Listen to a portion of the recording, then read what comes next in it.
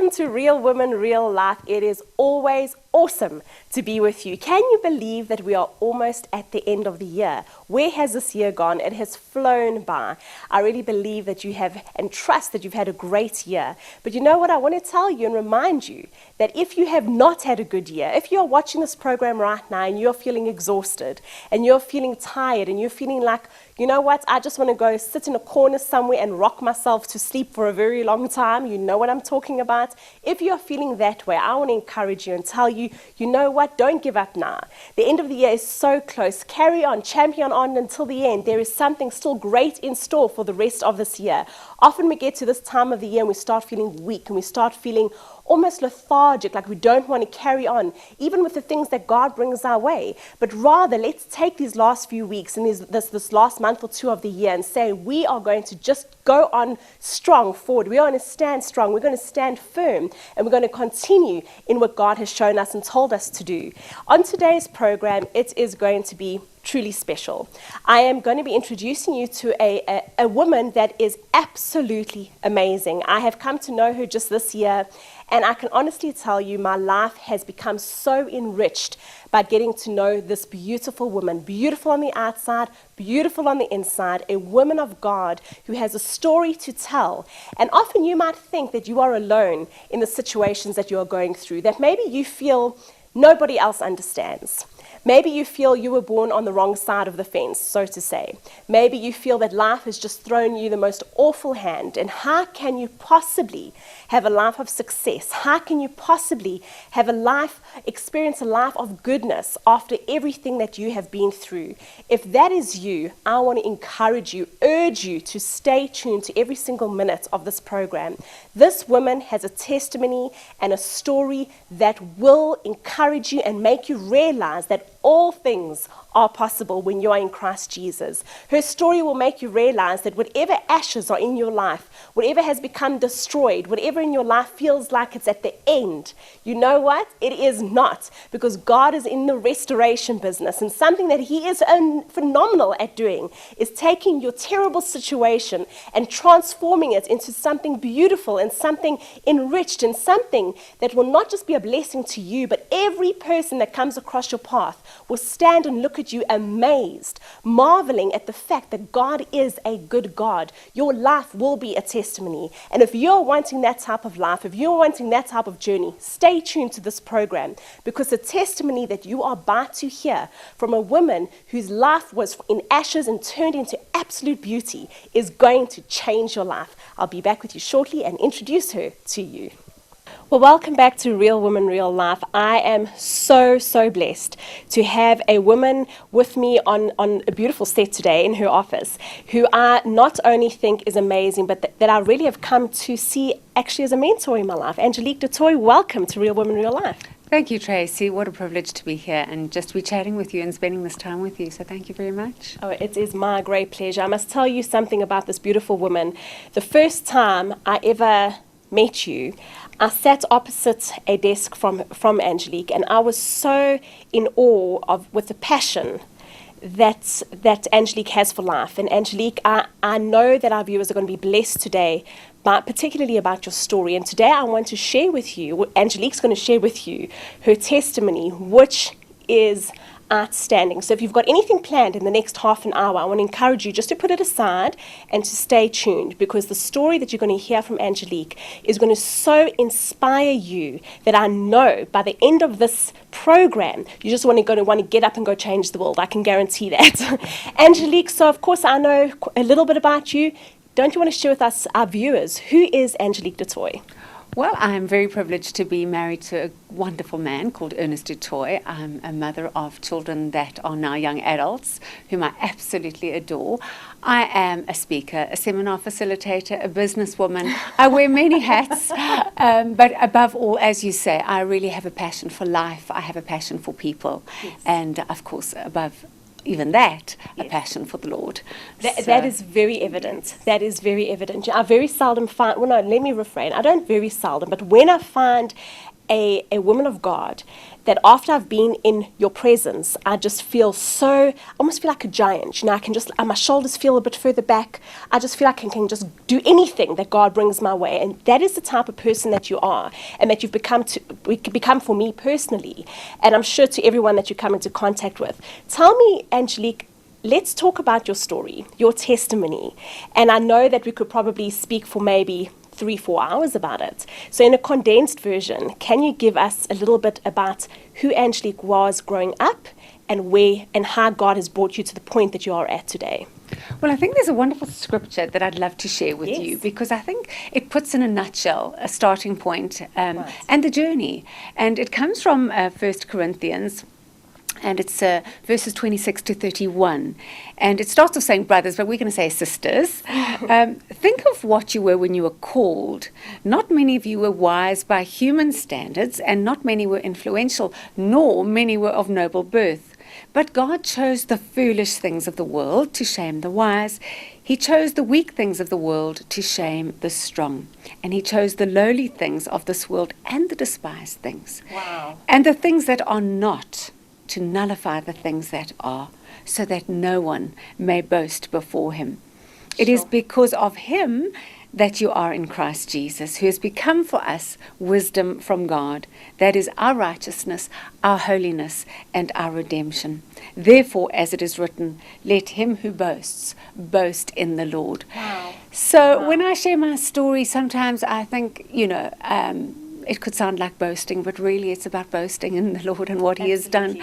Because for a certainty, if it wasn't for God in my life, I know, and I'm sure many of your viewers can attest to the fact that if it wasn't for God in our lives, we would not be where we are today. And I don't believe that any one of us achieves success on our own. I believe every single one of us who have achieved anything in life do it because we're standing on the shoulders of other people who've been prepared to pay the price and go before us.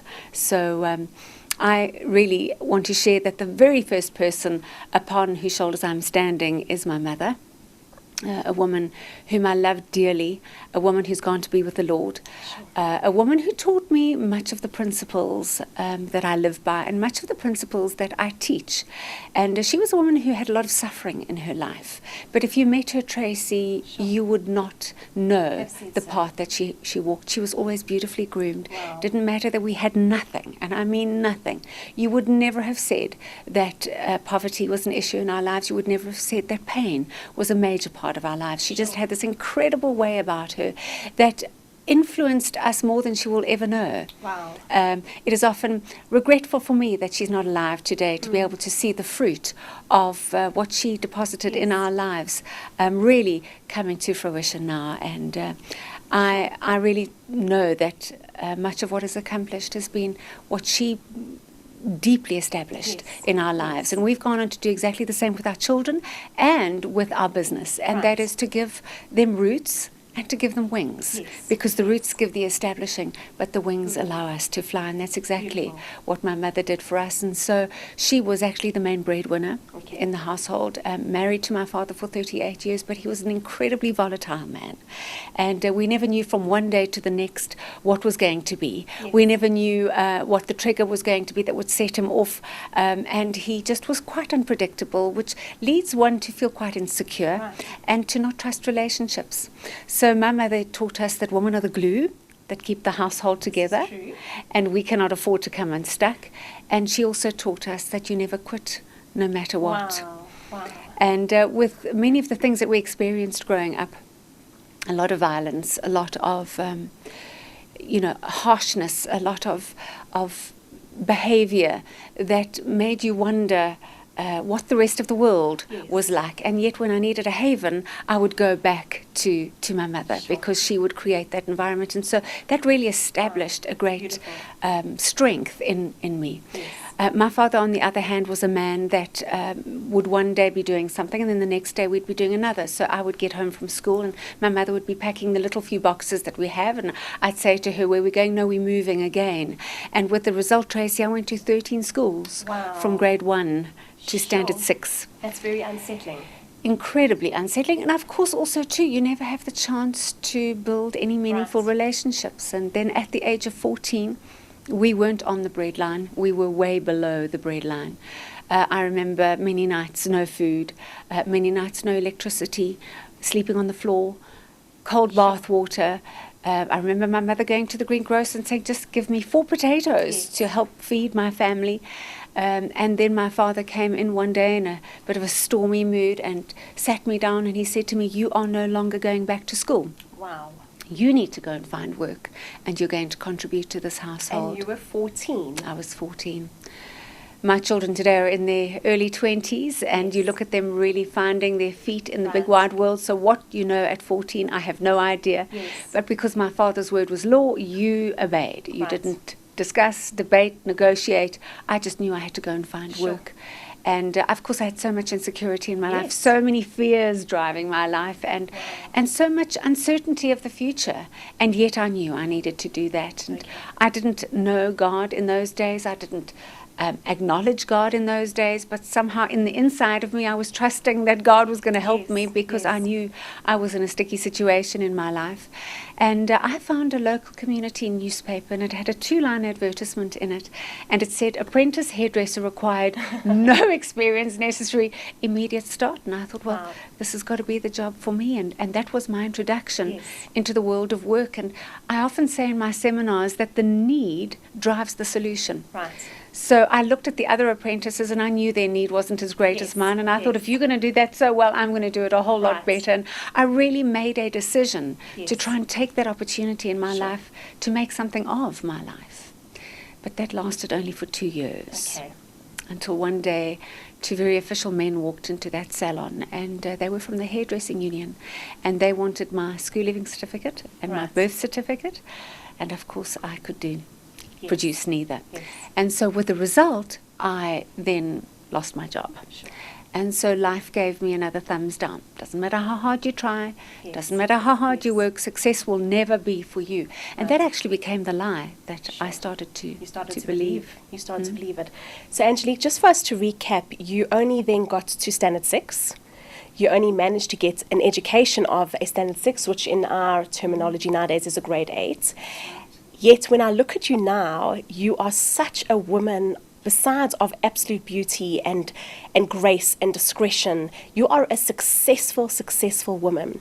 So God obviously had something very, very cleverly planned for you, even though you had no idea what it was at that point. So we're going to break very quickly because you want to hear the rest of the story. Do not go anywhere. You'll be back. We'll be back with you shortly so you can hear the rest of Angelique's story.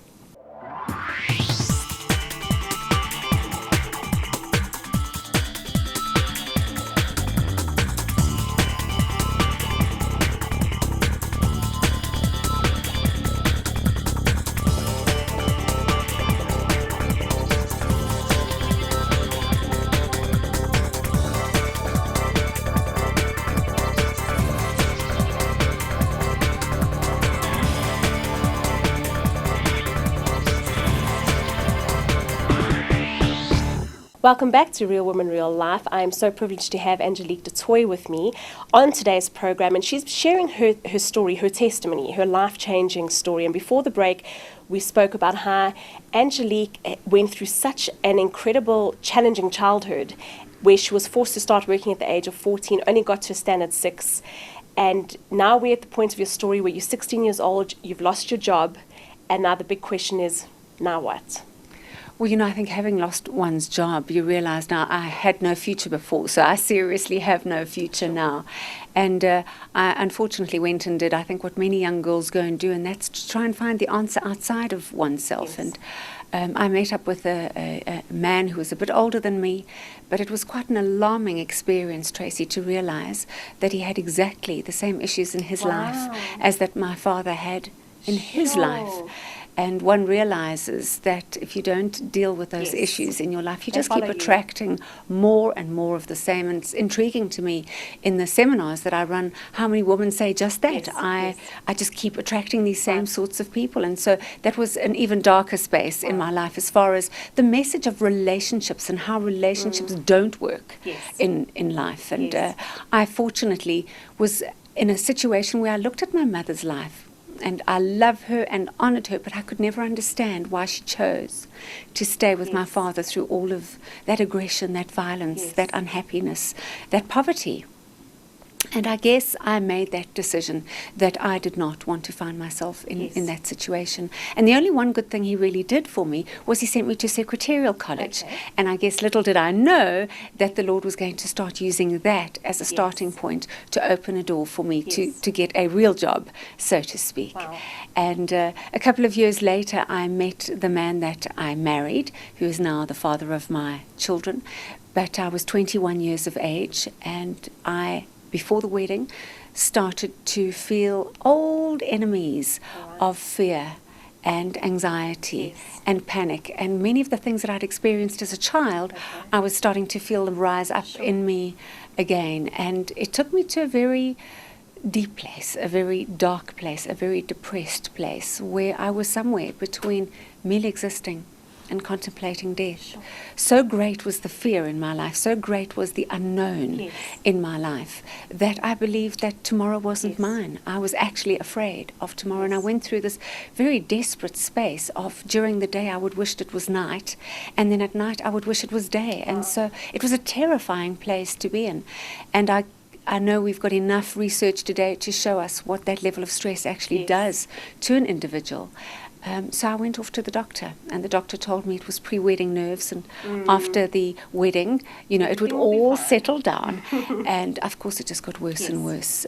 We had to cut our honeymoon short. I was sent to a specialist. They took 2 weeks to examine me, every which way you possibly can. And I thought I had some dread disease. I thought they're going to come and tell me, you've got 2 weeks to live, and this is what's happening in your life. I was so thin and so bald and so black under my eyes from the levels of stress that it was actually quite terrifying. And this very dear specialist called me back, and he sat me across his desk, and he said to me, Angelique, we can't find anything wrong with you physically. We believe the problem is a whole lot deeper. And I smiled, because I thought, if I tell you what is going on in the inside of me, you will send me off to one of those little white padded cells, put me in a jacket, and I will never, ever, ever come out, because what was going on in my mind was absolutely terrifying. And so I went back to the church that we were married in, all alone. My new husband thought I was quite neurotic. He wasn't sure about all of this that was going on. And in the moment, the defining moment in my life, the choir walked on to stage, and in the front of the choir was a woman who looked like an angel, who'd come down from heaven to live amongst men. And the depth of need in my life was so great that I looked at her beauty, I looked at her peace, I looked at her angelic being, and I thought, I don't know what you've got, and I don't know who you are, but I need desperately what you have.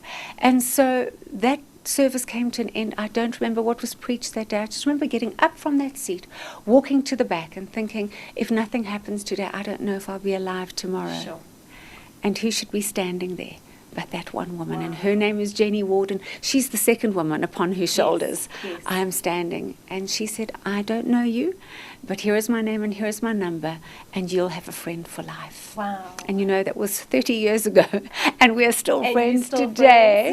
And so I went around to her home, and she said to me, tell me your story. And when I told her my story, she said, I'm not surprised you're so ill.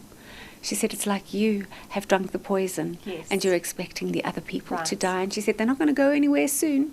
So what you need to do today is you need to make a choice to forgive. Because you have so much anger, so much bitterness, so much unforgiveness in your life that it's actually literally killing you on the inside. And if I can interrupt, Angelique, you didn't know the Lord at this point. So to be told you must forgive, as Christians we hear it often. So we become used to the phrase, oh, forgive. But considering the journey that you had gone through, now to be told by a stranger, in essence at that point in your life, that you must forgive all these people, that must have been a huge thing for you to absorb. Well, if I could just share with your viewers, I believe implicitly that it's one of the biggest gifts. Number one, that you can receive is the forgiveness of God. And number two, the biggest gift that you can give yourself is to forgive those that have hurt, harmed, or humiliated you. That doesn't mean necessarily reconciliation. but it does mean that you have the freedom to make a choice around that decision to forgive. In other words, if that person is going to continue harming you, do you stay? And growing up in the childhood that I did, I caution against that, because I don't believe ever that God created us for abuse. Oh, that's powerful, and that is a powerful message even at this point. We as Christians, we get told forgive 7 times 7, etc., etc. But as you say, do you stay? Specifically talking in the situation of abuse. And you've answered that beautifully. Okay, Angelique, so now you've met this beautiful woman. She's taking you through a journey of forgiveness, of restoration. And I know from this point in your life, something happens, miraculous happens. Yes. Well, I had an encounter with God on my knees, on her floor, in her lounge, a day that I will never forget in my entire life. Because God, you know, that beautiful scripture that says God takes us, translates us from darkness into his glorious light. And it happened just like that. He literally took me out of the miry clay and set my feet upon a rock. But at the same time, it doesn't mean to say you don't have choices. Yes. You've got to make choices within the framework of that salvation. Salvation doesn't mean automatically everything, comes right. I had to make serious decisions about forgiving. I had to make serious decisions about letting go of what I call my Fenta trailer because it was overloaded. And God did a glorious thing. But I had this wonderful sense for the first time in my life that everything is going to be okay. Yes. And it was. And from that point on, God took you from one strength to the next strength to the next strength. And now if I look at you today, the woman that you are, that I've only had the privilege of knowing you for just a short time, but wow, what a story of reconciliation, of restoration, and the truth of ashes to beauty. That's exactly who you are. That you epitomize that scripture, Angelique. And our time is so short, and we've come to the end of this program, unfortunately. But the good news is, next week we're going to carry on chatting with Angelique. And the beautiful thing, Angelique, do you want to share with us very briefly about the book that you've written to put your whole life basically into this couple of pages, so to say? Yes, absolutely. It's called Standing Tall in a Falling World, and I wrote it with that title very specifically because it does often feel that our world is falling. But if we will live by the principles that God has given us, we can stand very tall. I'm not very tall, but I stand very tall on the inside, and that's what it's all about. And that is what we're going to carry on talking about next week. We're going to be introducing Angelique's book to you, which is now an international book. It's gone around the entire world. And as far as I know, we're even going to be giving a couple of copies away of her book on next week's program. So Angelique, a final word to our viewers before we see them again next week, but just to close off this program, a final word to encourage them. God created you with abundance. God created you with success in mind, and all he's waiting for is for you to give yourself permission to succeed. Wow. He's just waiting for you. He's just waiting for you to give him permission. So I want to encourage every single one of our viewers to take the testimony and the story that you've heard from Angelique today and realize this is a real life person. She went through all of this. She's come out strong. She's come out victorious. And whatever situation you're going through in your life today, know that God will do the same for you. Angelique, thank you so much. We bless you and we love you. Thank you for being part of Real Woman, Real Life. Thank you. It's my privilege. We'll see you next week. We will. I'll be back with you shortly. I'm so sorry we had to end the interview right there. I'm sure you're sitting on the edge of your seat wanting to hear the rest of the story. The great news is that next week's program is going to be a continuation. We are going to continue chatting to Angelique and hearing the rest of her story. How did God take her to the next level? What did God use to bring success into her life? God uses many different things, many different avenues, but what did God use in Angelique's life to take her to the absolute next level? A woman with no education, a woman that was born into a situation where the average person would look and say, she's not going to amount to much. But take a look at what God has done in her life. And on next week's program, we are going to continue the story. You don't want to miss it. I really want to thank you for joining me and also want to remind you to go to our Facebook page. I don't know if you've visited it recently, but we are really on a campaign to raise those likes. Why is that so important, you might wonder? Well, I've come to understand the importance of it. The more people that like the page, the more people that we can influence, the more we can get an understanding of who is is watching, from which area of the country, which area of the continent. Yes, a big shout out to everyone that's watching across the borders of South Africa. I know that you are watching. So thank you so much, even to those who make contact to us from all over Africa. So it's important for us. So please, if you have not yet gone onto our Facebook page and liked it, it is such an easy thing to do. Just go to our Facebook page, which is TBM RWRL, and all you've got to do is go click the little button that says like. Once you have clicked that button, you will receive our daily updates, our weekly updates. You'll get to hear about the fun competitions that we're going to be having. And might I add at that point, in the next few weeks coming up, we are going to be doing some fantastic giveaways that you do not want to miss. So if you are on our Facebook page, you get to see all that information. Thank you so much for joining me on Real Woman, Real Life. Till next week, same time, same place, and we will continue the testimony and the beautiful interview with Angelique. I'll see you next week.